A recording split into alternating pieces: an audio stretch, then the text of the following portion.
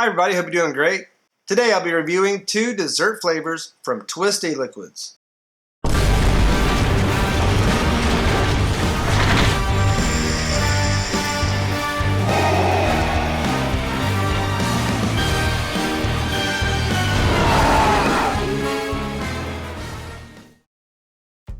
Cookie Twist is brewed and bottled in Los Angeles, California. They are 70 BG, 30 PG blends, available in 60 milliliter bottles and 0, 3, and 6 milligrams of nicotine. Frosted Sugar Cookie is a light and airy, almost cake-like confection, topped with warm vanilla frosting and sprinkles. For this smell, I get mostly vanilla and pastry notes. The inhale is sweet vanilla with a cookie dough or cake-like flavor on the exhale. Banana Oatmeal Cookie is a blend of warm, fresh-baked oatmeal cookies topped with a sweet banana sprinkle.